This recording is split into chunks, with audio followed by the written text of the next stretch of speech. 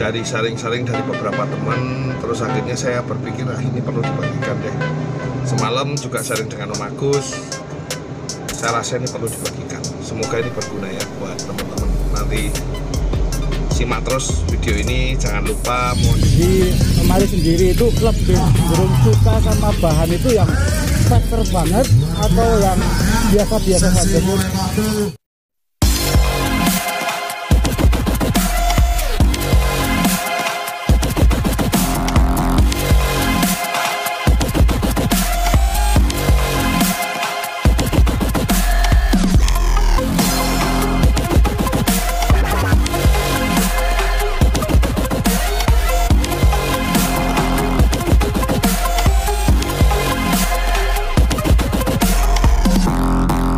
Selamat siang sahabat excellent, dimanapun jenengan berada, dimanapun anda berada. Hari ini saya lagi-lagi ngevlog di mobil. Cuman bedanya kalau kemarin potong rambut, kalau sekarang jenggot sama kumisnya yang gondrong. Besok ngevlog lagi dipotong.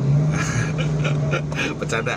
Oke, gini teman-teman, hari ini lagi-lagi saya dapat inspirasi untuk buat vlog dari sharing-sharing dari beberapa teman, terus akhirnya saya berpikir ini perlu dibagikan deh. Semalam juga sharing dengan Om Agus, saya rasa ini perlu dibagikan. Semoga ini berguna ya buat teman-teman. Nanti simak terus video ini, jangan lupa mohon dukungannya supaya saya terus dapat berbagi. Like, subscribe, and comment. Bagi teman-teman yang pengen pembahasan apa yang dibahas, monggo komen di komentar tutorial ini. Nanti sebisa saya, semampu saya akan coba buatkan vlog. Tapi antri ya, saya catat dulu, biasanya saya taruh di catatan. Kebetulan ini emergency kok, kayaknya ini asik banget untuk dibagi. Aku mau tanya dulu nih teman-teman, yakin mau pada buat konslet? Ada sebagian orang, ngapain sih konslet, pusing, yang penting jalan gantangan. Iya betul, kalau konslet itu sedikit pusing dan yang penting jalan gantangan. Dan burung kalau nggak konslet itu untuk jalan gantangan itu susah untuk stabil. Jadi intinya saya di sini sebenarnya cuma pengen apa ya, yakin pengen pada buat konslet. Sebenarnya intinya gini teman-teman, sebelum kita ngomongin konslet, mendingan nggak usah ngomongin konslet dulu deh. Landasan dasar dulu, pengetahuan tentang birahi dan emosi. Karena konslet itu butuh pemahaman tentang birahi dan emosi. Kalau birahi sama emosi kita nggak paham, bahkan kadang-kadang kita menilai bahwa itu birahi, bahwa itu emosi, bahwa itu over birahi, bahwa itu over emosi. Kita nggak tepat analisanya. Gimana kita mau membuat konslet gitu loh, gimana kita mau jalani lapangan. Nggak usah ngomongin yang konslet deh, yang factor aja. Kalau kita nggak memahami dasarnya dulu, nanti akhirnya ngomongnya faktor hoki, rezeki kan gitu kan. Sebenarnya kenapa sih kemarin kok nggak bahas konslet jantan lagi? Salah satunya banyak teman-teman juga yang mendorong untuk ya buat konten tentang factory, buat konten. Ya sekarang sih konslet sudah tidak se-wow dulu ya. Tapi menurut saya ini pembahasan hari ini tuh cakep banget menurut aku loh. Jadi sebelum kita ngomongin konslet, mendingan ngomongin dulu birahi sama emosi dulu kayak kemarin. Ini saya pengen menjelaskan landasan dasar kita berpikir gitu sebenarnya teman-teman. Ini wifi-nya apa namanya, kuotanya masih nyala jadi agak susah. Oke lanjut. Jadi daripada mikirin konslet, coba deh simak dulu birahi sama emosinya. Jadi kadang-kadang seperti ini cara berpikir. Saya ingin ngasih ini tuh sebenarnya cuma bicara cara berpikir sih.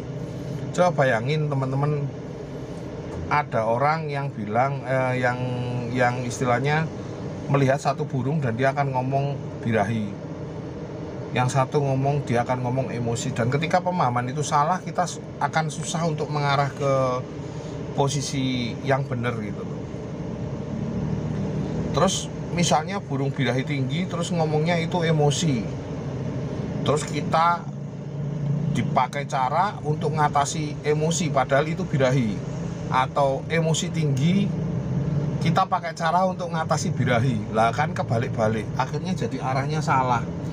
Kadang saya sharing sama orang, analisanya belum tentu benar. Saya kasih penalaran saya, logika saya, cara berpikir saya, pemahaman saya, itu jadi salah karena analisa yang masuk belum tentu benar. Ya kalau gampang sih kata untuk Imin, kalau ada alat pengukur birahi sama emosi itu simple. Yang paling gampang itu kalau ada alat pengukur birahi sama emosi. Lah tapi kalau kitanya sendiri nggak punya alat untuk mengukur birahi sama emosi, berarti apa yang menjadi acuan untuk mengukur burung itu? Ya kita sendiri kan. Otomatis kita harus benar-benar paham dulu tentang birahi sama emosi, sehingga kita menjadi pengganti alat pengukur itu, gitu loh. Kira-kiranya tuh dari diri kita melihat burung itu. Lah kalau burung itu salah kita lihat, gimana itu diproses, gitu loh. Ada yang burung tidak sengaja diproses, kemudian diternak aja terus jadi konslet. Jangan mesti ngomongnya rezeki, ya bener rezeki bener, gak salah dengan itu. Semua hal yang sukses pun rezeki. Pengusaha yang berusaha keras dari awal nol sampai sukses itu juga rezeki. Tapi ada prosesnya sebenarnya pengusaha itu sukses. Dan kalau diteliti benar-benar, pengusaha itu melakukan hal-hal yang sudah dilakukan beberapa pengusaha sukses lainnya. Dan itu sama sebenarnya, cuman tidak bisa dijabarkan karena dia tidak memiliki ilmu secara manajemen orang yang sukses lainnya. Akhirnya kesuksesannya dia dianggap sebagai satu yang dibilang rezeki. Rezeki itu ada, tapi harus diimbangi dengan kita juga belajar dan praktek, istilahnya trial and error, pengalaman, experience. Kalau nggak punya trial and error, nggak punya pengalaman, nggak punya istilahnya yang membuat kita itu pernah menjalani, dia tidak akan bisa tahu. Contoh, tak kasih contoh gini, saya kan sering buat analogi bahwa jantan itu cenderung emosinya lebih tinggi daripada betina, karena makanya dia sering ngepak sayap kalau lihat burung. Dan birahinya untuk tidur itu dia cukup susah. Tapi beda sama betina. Betina itu birahinya tinggi, ya toh, birahinya gampang tinggi, emosinya gampang hilang karena gampang tertidur ketika dipasangin. Coba cek aja, emosinya gampang hilang. Lah, ketika konsep penalaran seperti diterapkan ke semua burung yang sama, efeknya akan jadi masalah. Tapi rata-rata betina itu memang tinggi ya. Mungkin teman-teman yang istilahnya garap betina vektor, betina itu gampang sekali naik birahi. Dan untuk ngontrol birahinya itu cukup susah. Bahkan ketinggian dikit aja dia uncling, dia jadi masalah. Birahinya tinggi dan dia nggak jalan di lapangan. Tapi itu case per case, jadi kasus per kasus, nggak bisa disamaratakan. Tak kasih contoh nih teman-teman. Mungkin teman-teman udah pernah nyimak vlog di saya tentang Maharatu. Maharatu ini dulu sempat tawaran sampai 400 juta. Burung itu konslet betina. Lah, proses terjadinya Maharatu itu kalau dijelaskan, saya jelaskan lagi ya. Burung Maharatu itu burung yang nggak bisa birahi, ngekeknya jarang, nggak ada birahinya. Untuk bebek dikuencengi kayak apa nggak bisa bebek, ya kan? Dan burung itu langka kan, istilahnya jarang, ada tapi jarang gitu. Aku kan bilang yang tadi gampang naik birahinya itu kan rata-rata, tidak semua. Tapi ada case per case, ada kasus khusus yang memang nggak bisa disamakan. Akhirnya terjadilah proses ketika si Pak Rai yang punya Maharatu ini nggak sengaja. Ceritanya burung itu tuh sebenarnya burung dianggap burung sayur, burung nggak berguna. Dijemur bareng yang lain, jemurnya sendirian, yang lain udah masuk, dia tetap di jemuran, malas ngambilnya. Nanti sore kalau udah nganu baru dimasukin, dia dijemur sampai kena panas matahari bisa sampai jam 2. Dan pakannya itu pakai pakan sisa. Ceritanya dulu Pak Ray ini teman saya, sahabat saya, dia cerita dengan jujur sama saya. Dia dulu kan ternak kenari teman-teman. Jadi terus dapat pakan gold coin perkutut dari, dia beli 4 dus gold coin perkutut, gold coin kenari yang buat makanin kenari ternakannya dia. 1 dus keselip gold coin perkutut. Karena dia dekat sama penjualnya, istilah dia nggak enak untuk mengembalikan atau males untuk mengembalikan, saya kurang paham, tapi katanya sih nggak enak, aku males deh balikin kayak gitu. Akhirnya sisa pakan yang nggak kepake ini, gold coin kutut, karena nggak kepake untuk kenari, dikasihlah pada lobet Maharatu ini. Jadi pakannya udah full tinggi, nggak dicampur millet putih, bener-bener full pakai gold coin perkutut. Dijemurnya sampai jam 2 siang, dan itu dilakukan terus sampai berapa bulan gitu, kalau nggak salah 4 bulan. Tiba-tiba burung itu tuh mulai bunyi, mulai gacor, bahkan burung itu bisa ngebebek. Lah, harus proses sekian lama dulu baru birahinya naik. Sedangkan kalau burung yang lain belum tentu seperti ini. Terus saya kembali tanya ketika Maharatu jadi dan akhirnya meninggal, padahal tawaran waktu itu udah 400 juta. Terus saya tanya sama Pak Rey, pernah proses betina yang lain dengan caranya Maharatu? Pernah. Dan sampai sekian tahun nggak ada burung yang jadi lagi di situ dengan proses dan cara yang sama. Artinya apa? Orang akan bilang itu rezeki. Tapi kalau kita menyelidiki bahwa dulu Maharatu itu burung seperti apa, itu sebenarnya bisa kita pahami gitu loh.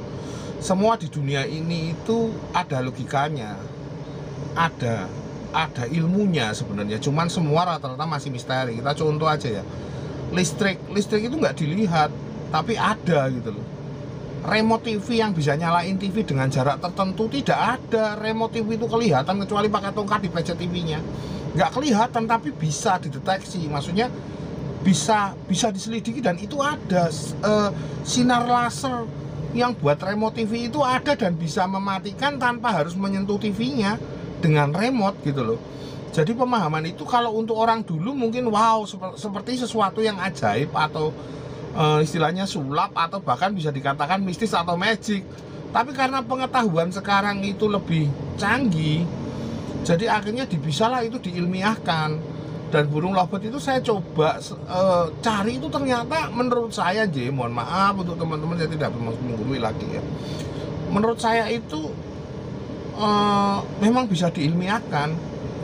Jadi teman-teman coba cek untuk birahi sama emosi di vlog saya yang sebelum ini ya, itu sangat penting menurut saya. Bahkan ketika saya kasih masukan untuk ngomongin birahi sama emosi, kadang-kadang orang merasa itu tidak penting. Intinya settingan lah, pemahaman sebenarnya itu yang dibutuhin. Dan ketika aku sharing sama Om Agus, sebenarnya experience itu sangat penting untuk mengetahui birahi sama emosi lah. Saya akan makanya tuangkan di sini, berharap teman-teman nanti bisa memahami tentang birahi sama emosi gitu loh teman-teman ya. Itu aja sih sebenarnya yang mau saya sampaikan ya. Moga-moga ini berguna sih, masalah birahi sama emosi. Itu cerita saya untuk membuat penalaran kita terbuka, pola pikir terbuka. Semoga ya, nanti kita lanjut bahas ini masalah birahi sama emosi. Semoga habis ini nanti yang selanjutnya saya akan lihatkan burung-burung, video burung yang emosi seperti apa, terus birahi seperti apa, over birahi seperti apa, over emosi seperti apa, yang burung yang imbang antara birahi sama emosinya seperti apa. Saya akan coba tampilkan videonya. Segitu dulu teman-teman. Nanti untuk vlog selanjutnya kita lihat videonya ya, kita buka videonya, kita bagikan videonya tentang emosi birahi yang benar seperti apa. Oke, segitu dulu. Salam minor, masuk akal.